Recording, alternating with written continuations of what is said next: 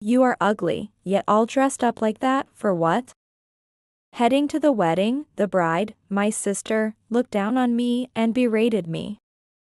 Even if a gutter girl like you puts on makeup, you'll never change. Don't you understand? Could you please not attend my important wedding? Despite deliberately sending me a wedding invitation. She said that to me after I attended. It must have been her intention from the beginning to mock me like this. How wicked can she be? It's always been like this. My sister enjoys seeing me sad or disgusted. But today, I just can't bring myself to be angry. Actually, I was struggling to hold back my laughter. My sister, believing she's the star, has no idea. What's about to befall her is the opposite of congratulatory applause. Now, the fun wedding begins. Let me go back a bit. I am a single office worker. Things are going well at work, and in terms of romance, I'm practically living together with my boyfriend David. We've been dating since college, and it's been about 5 years now. You'd think after dating this long, we'd have hit a dull phase or had an affair or two. But not David. There's no hint of such things, and he always seems to think of me. It's embarrassingly sweet to say. This might sound like bragging, but David is so handsome that he could easily attract stalkers. Despite saying that it's not all about looks, I still wonder how I ended up dating such a handsome guy. Well, that's how happy my days have been. I've even been thinking about getting married someday. However, those sunny days began to cloud over. The trigger was a call from my sister. My sister Tracy is 2 years older than me, and our relationship has never been good. To be precise, Tracy unilaterally disliked me. Since I knew it, I kept my distance. Tracy was especially harsh about my looks. I think we look similar, being sisters, but she always calls me ugly, saying things like, "Looking in the mirror won't help an ugly girl. Don't come near me, or your ugliness might rub off. And even don't have kids because it would be a pity if they inherited your ugliness." Because of this, I developed a strong complex about my appearance and increasingly hated being at home. Tracy would verbally abuse me when our parents weren't around. When I couldn't take it anymore and consulted our parents, they interpreted ugly as just sibling rivalry, not realizing how it was growing into a complex for me. Especially back then, I didn't really understand the term complex. Nor could I correctly convey to my parents the rejection and disgust I felt towards my own face. So, when I started university, I moved out as if fleeing from Tracy. Returning home only a few times a year, ensuring she wasn't around to minimize contact. At university, thankfully, no one directly called me ugly, and I enjoyed campus life. That brings us to now, blessed with friends and a boyfriend. And my complex has somewhat subsided. But just then, the phone rang from Tracy. Honestly, I thought about ignoring it. To me, it was as good as being estranged. But, avoiding it would only lead to worse things being said the next time we met. It was clear that terrible words awaited, and I didn't want to think beyond that. Reluctantly, I answered the call. "Wow, long time no see, Kathy. How are you? Thanks to not seeing your ugly face, I've been very cheerful and healthy. Got a boyfriend? Well, even if an ugly girl like you does, he'll dump you soon enough." She mocked me right from the start. Had she planned what to say before calling? If so, that's rather diligent. Still, conversing with Tracy was undeniably stressful for me. So I decided to end the conversation quickly and asked her to get to the point. With a mix of scorn and joy in her laughter, Tracy began to explain the reason for her call. Actually, I'm getting married. I'll send an invitation, so tell me where you live now. I couldn't believe my ears. A personality disordered Tracy has a boyfriend, let alone a fiancé? Perhaps the significance of marriage has diminished over the years. Even if it's just for show, it's a vow to share a lifetime. It's not something to be taken lightly. And someone chose Tracy? There was a man out there with such peculiar tastes. As I was confused, Tracy continued talking nonstop, bragging about her boyfriend. My boyfriend comes from a family of doctors, he's extremely handsome, and he's very kind. Oh, you can come to the wedding, but don't talk to him, okay? It would be too presumptuous for an ugly girl to converse with him. Was there really a concentration of heirs in medical families? My thoughts wandered irrelevantly before I snapped back to reality. Tracy's behavior was utterly irrational, far from logical. Honestly, I couldn't tell if she wanted me there or not. But, I guess she just wanted to boast, so I decided to accept the invitation for now. It's a once-in-a-lifetime celebration. I had no desire to congratulate her, but since I was invited, I thought I might as well attend. Well, I definitely wouldn't invite Tracy if I were getting married. And so, that night, I told David, who had come over to my place after work, about Tracy's wedding. Given David's nature, even if it was about Tracy whom I dislike, he would likely respond positively, saying, "That's wonderful." But this time, his reply was distant. "I see. Lately, David seemed to be lost in thought every day. Was something wrong?" Concerned, I decided to ask him. David initially hesitated but then murmured, "I guess I'll end up worrying you anyway." And started speaking. "Actually, I've been receiving prank calls at work recently, and they're directed at me personally. Given my job, it's not unusual to upset some people, but I genuinely have no idea who it could be. It's not affecting my work too much for now, but I'm wondering what to do about it."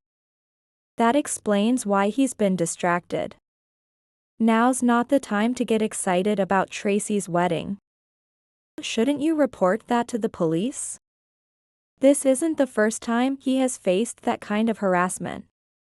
But getting used to it isn't a good thing. It's only phone calls now, but who knows what they might do next. Yeah. I guess I should. I know the perpetrator is at fault. But I hesitate to report just prank calls to the police, as it could heavily impact the caller's life.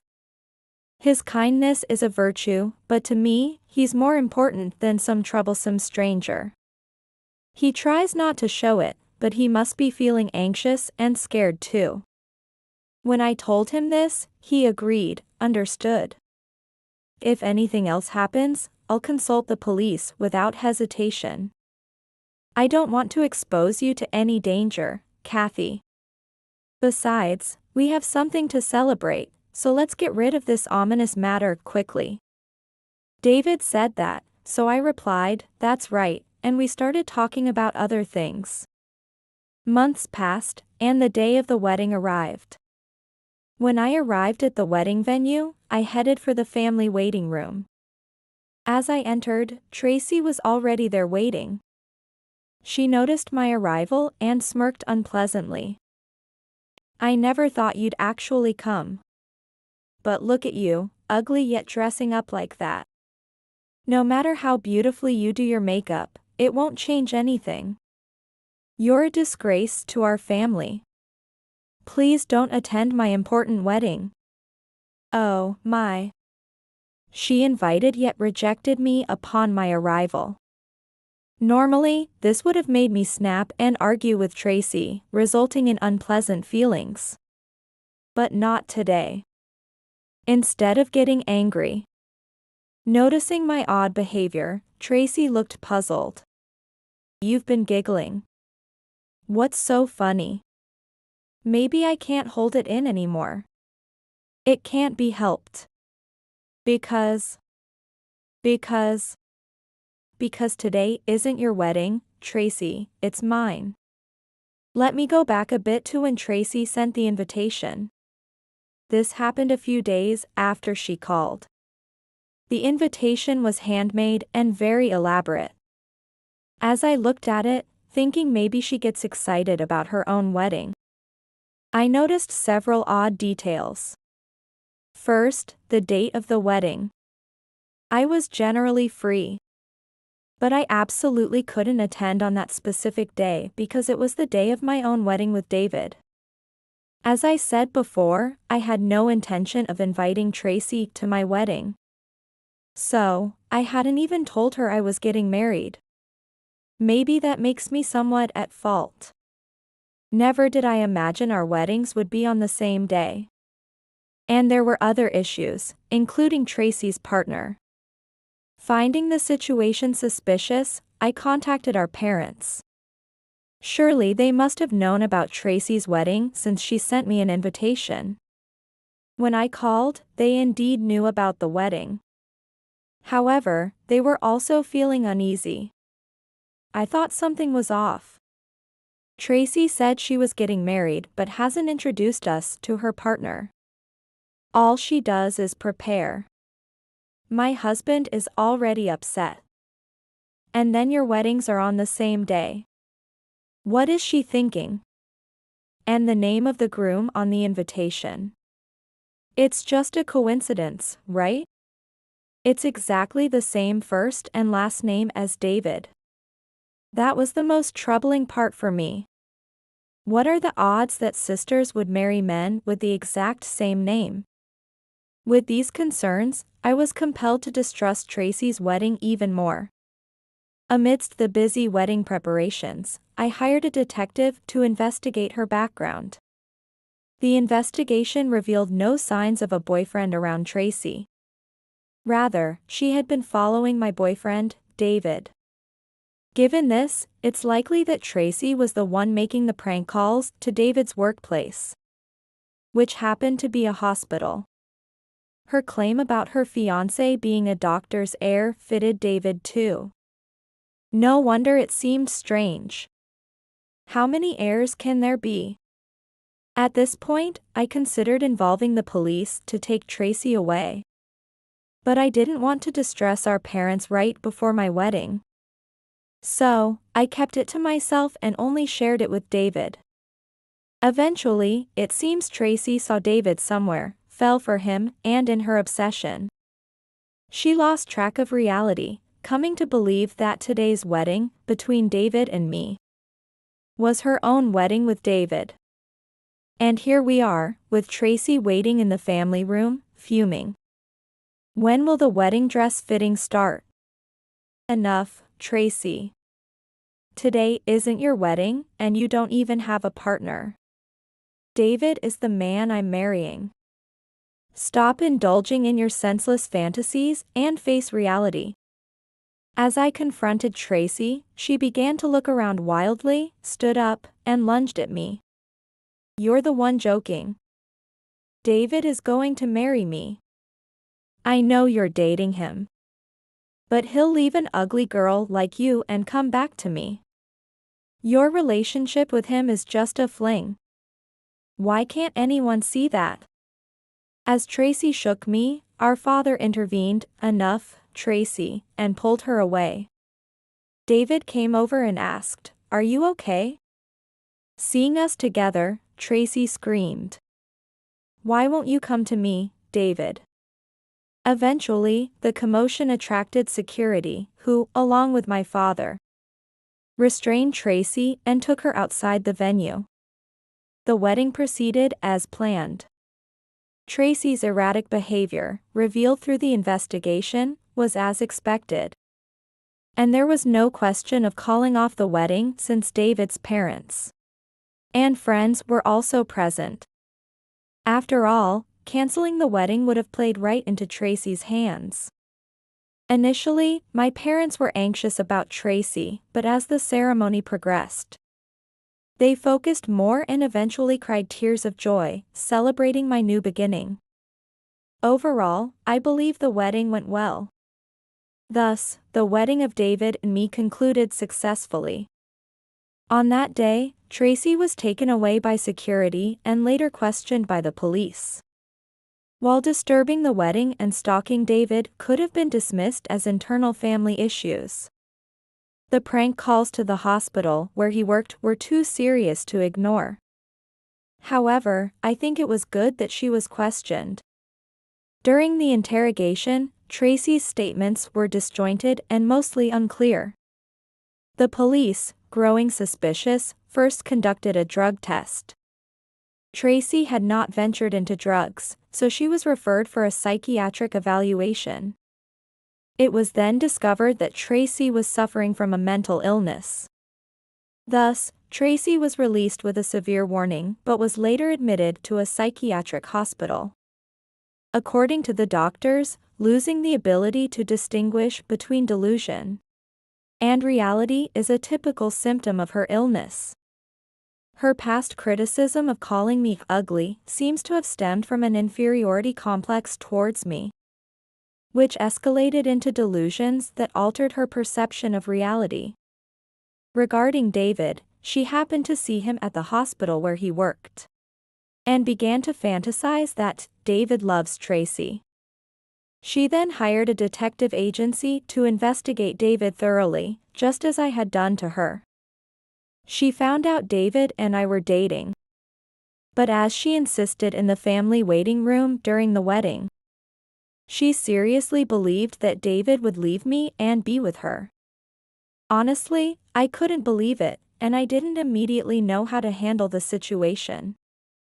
It's hard to simply dismiss her past behavior towards me as just because of her illness. However, David, who should have been a victim of her stalking, suggested that we support Tracy as a family. Kathy, father, and mother, the three of you might have your own thoughts about Tracy.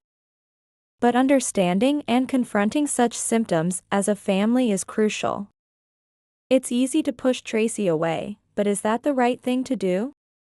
We are the only ones who can support her now. David's words helped my parents and me make our decision. Therefore, we've decided to create a place for Tracy to return to after she recovers and reflects on her past actions. We are all committed to supporting her successful reintegration into society.